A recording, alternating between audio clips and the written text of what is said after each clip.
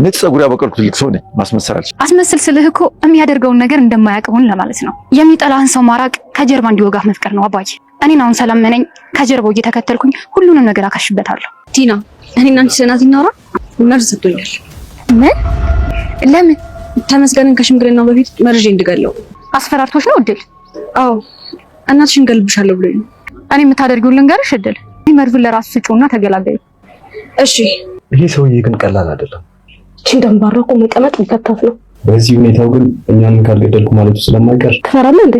እኔ ለሷ አንቺ የእናቴን ቤት እኮ ብቻውን ቅልጥም አድርጎ በልቶታል። እሱ ለገንዘብ ይሞታል። አንቺ ማመኑ ግን ይገርማል። ለማስመሰል ብቃቴ በጣም እንደወደድኩት እንዲሰማው አድርጌያለሁ። እንዴት ብቻሽን መጣሽ? ቆይ ማልራመድ ነው እንደሚመስልሽ? መታመን፣ አንድ ሰውን ብቻ ማፍቀር ብቻ ደስ ሲል አንዱ ባንዱ ላይ ግፍ ይሰራል። ሌላውን ታዩ። እኔ ላንቺ ታማኝ ባል አይደለም? እንዳንተ ማየት ይገኛል። ሰጣይ መርቆ ጉዳቴን አውቆ አይደል የሚባለው? አመሰግናለሁ ትውጤ። እግዚአብሔር ካንቺ ጋር ነው። ለሽምግልናው እመጣለሁ። የምመጣው እንደ እንግዳ ሳይሆን ከአባትሽ ጋር ሆኜ ለልጅ የሚገባትን ሰው ለመምረጥ ነው። የእናንተስ ደግሞ ይለያል። በእናንተ ቤት እኔን እያታለላችሁ ነው። 3 ምስኪኖች። ነፍስ ግን አይማርም። ምን ይደረግ፣ የኑሮ ሁኔታ ያስገድዳል።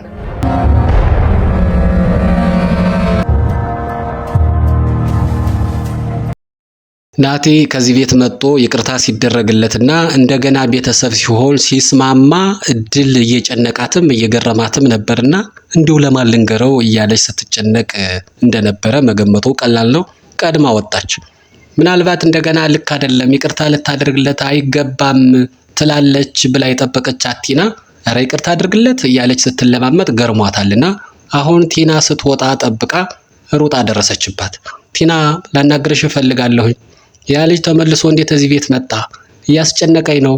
አንቺ ስለምንድን ነው ይቅርታ እንዲደረግለት በዚያ ልክ የተባበርሽ? እያለች ጥያቄውን አከታትላ ጠይቀቻት። ኧረ ቀስ ምን ሆነሻል? ምንድነው የተፈጠረው? እስኪ ነገሩን ግልጽ አድርጊልኝ ብላ ስትጠይቅ ቲና መርዝ ሰጥቶኛል። መርዙም ሽምግልና ከመድረሱ በፊት ተመስገንን መርዤ እንዲገድለው ነው። ስለዚህ ግራ ገብቶኛል እያለች ነው። እና አንቺ ልትገልዪው አስበሻል ብላ ስትል እኔ ምን ማድረግ እንዳለብኝ እኮ እያማከሩሽ ነው። እንዴት እንደዛ ማድረግ እችላለሁ? አለች እድል ጨንቋት። ይኸውልሽ እድል ምን ብሎሽ ነው በዚህ ልክ ግን ፈርተሽ መርዙን የተቀበልሽው? ብላ ስትጠይቅ እናትሽን እገድልብሻለሁ ስላለኝ ስለፈራሁ ይህንን ተቀበልሁት። ምን ማድረግ እንዳለብኝ ግን አሁን ግራ ገባኝ ስትላት ይኸውልሽ አሁን በቃ መገጣጠሙ ደስ የሚል ነገር ነው። ልጁ ሲያክለፈልፈው ቤትሽ ድረስ መጣ። ስለዚህ ለተመስገን እንድትሰጪው የሰጠሽን መርዝ ለራሱ ስጪውና እስከ መጨረሻው ተገላገይ የሚል ምክር ስትሰጣት እድል አላቅማማች። እሺ አደርገዋለሁ ነው ያለች። ቀጥሎ ቲና ሰዓት ስለሌላት የሚቸግርሽ የምታማክሪኝ የምትነግሪ ነገር ካለ ሜሴጅ ላኪልኝ፣ በማንኛውም ሰዓት እተባበርሻለሁ ብላ ተሰናብታት ትታት ሄደች። አሁን እድል ቀለል ያላት ይመስላል። አው ብቻዋን በጭንቀት እኮ ልትፈነዳ ነበር። አሁን ቢያንስ አካፍላለችና ጥሩ የሆነ ምክርም ተቀብላለችና እድል አሁን ጭንቀቷ የቀለለላት ይመስላል ከፊቷ ሲመለከቷት። የሾሾው ቤተሰብ ደግሞ ጉዳም ትቷል። እንግዲህ ቲና ሲንገረም እንደገና ደግሞ ሜሪ በባሏ ላይ ሌላ ባል ያውም የባሏን ወንድም አፍቅራ ከሱ ጋር ነው ለካ እስካሁን ስትደዋወልና ማሪ ፍቅር ስትባባል የነበረችው። ቲናም ይህንን ነገር ስታይ ደብሯት ነው ድሮም ከቤት የወጣችና አሁን ስለ ጊዜው ስለ ድሮ ዋናው ባሏ እያወሩ ነው። እሱ ግን ምን አይነት ጨካኝ ነው ይላል። አንተስ አንተ ሩህሩህ ነህ? ለማንኛውም ጭካኔውማ ምን ጥያቄ አለው? ይችን እንኳን በላይ እንዲሆነች ልጅ እኮ መጨረሻ መቀመቅ ላይ ወርዳት እኮ ነው። በዚች እንኳን ትንሽ አያዝንም አይራራም ትለች እሷም። እንግዲህ እኛ ምን አገባን? ለማንኛውም እኔ ብሩንም ሚስቱንም ወስጄ እሱ ሲያብድ ጨርቁን ጥሎ ሲሄድ ነው ማየት መፈልግ እያለ ነው። እሷም ለኔ ብለህ ነው አይደለ እያለች ነው። ያው አፈቅርሻለሁ እንዲላት ነው የምትፈልገው። እንግዲህ እውነታው ምን እንደሆነ እኮ የት ላይ እንደሆነ ማን አፍቃሪ ማን ከጅ እንደሆነ አይታወቅምና እንግዲህ አዎ ብሏታል። እሷም እንግዲህ ለአንተ ሲባል ምንም አደርጋለሁ። የከፈሱ ጋር የተጣላ ሰውዬ እንኳን እንዲያምነኝ ያደረኩት አክቴ እኮ በጣም ጎበዝ ነኝ ያለች ራሷን እያሞካሸች በዚያውም እያሙ ነው እንግዲህ እዚህ ቤት ቁጭ ብለው ያሉት። ቲና ይሄን ሰልችቷት ቤት ወጣ ነበረ። አሁን ከባሏ ጋር ሿሿው ባሏ ጋር ተገናኝና ውጭ ሲያገኛት እሱም በድንገት እንዴት መጣሽ ሲላት ምን ነው ያገኘኝ እኮ በህፃነት አይደለም እስከዚህ እድሜ የደረስኩኝ እኮ ብቻዬን ተጉዤ ነው። ምን ነው ማልራመድ ማልጓዝ ነው እንዴ ማልንቀሳቀስ ነው እንዴ የሚመስልህ ብላ አስደነገጠችውና ጥያቄውን እዚያው ላይ እንዲያቆም አደረገ።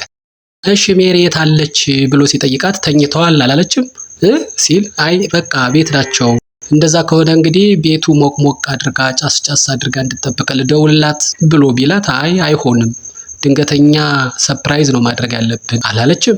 እንግዲህ ቲናም እሷን ማጋለጥ ሜሪን ኤክስፖዝ ማድረግ የፈለገች ትመስላለች። ሰውየውም እሺ የቲናን ምክር ተቀብሎ እሺ በቃ ስለ ታማኝነት ስለ ትጉህነት እያወሩ ነውና ታማኝነትን ትንሽ ተፈላሰፉ። እኔ ባልሽ ታማኝ አይደለሁም እያለ ሰከሳት። ቲናም እንዴ ታዲያ እንዳንተ ማን ታማኝ አለ?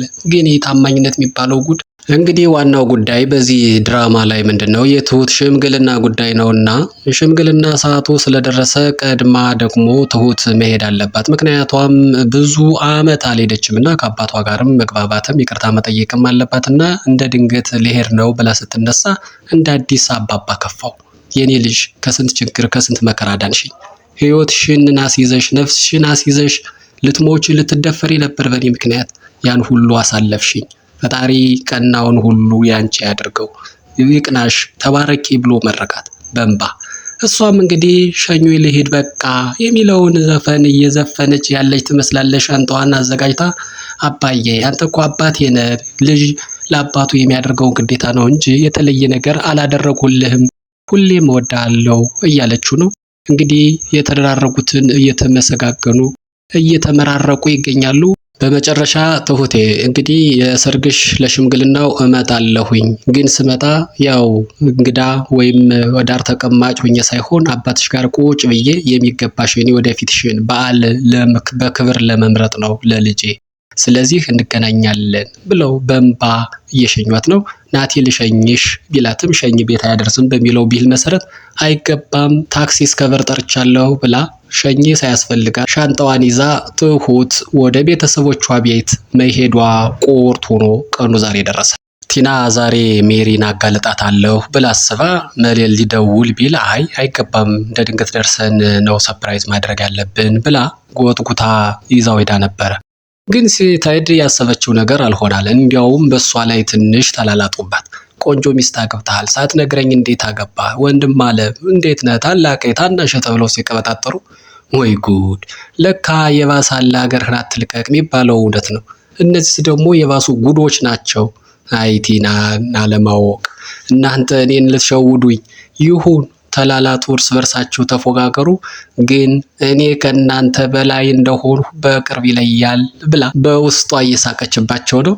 በዚህን ጊዜ ነገሩ አላመር ስላላት በቃ ገብቼ ልረፍ ብላ እሷ ወደ ውስጥ ገባች። ወንድማማቾቹ ግን እንግዲህ እውነት እነሱ በጋራ ነው የሚሰሩ ወይስ እነሱም ሸዋሸዋ እርስ በርሳቸው የተሰራሩ ነው የሚለውን ወደፊት የምናየው ይሆናል እንጂ በዚህ ያያያዛቸው ግን አብረው የሚሰሩ ነው የሚመስሉት። ክፋታቸውን በዚህ ልክ እንዴት ትከፋባታለህ? አንተ ነፍስህ አይማርም ይለዋል ታናሹ።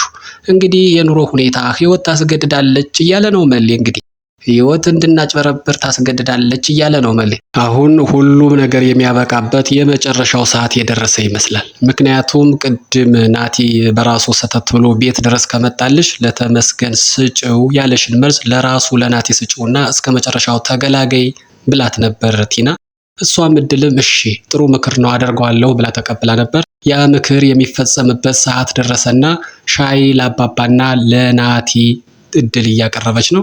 እንግዲህ በናቲ የሻይ ብርጭቆ ውስጥ ያ መድኃኒት ተቀላቅሎበታል። ምናልባት ተሳስቶ ለአባባ እንዳሰጠው ግን ለማንኛውም እንግዲህ ታምር ካልተፈጠረ በስተቀር ናቲ የሚድን አይመስልም። ምን ይፈጠር ይሆን የሚለውን በሚቀጥለው ነው የምናቀርበው። እስከዛው ድረስ መልካሙ ነገር ሁሉ ከእናንተ ጋር ይሁን። ሰላም።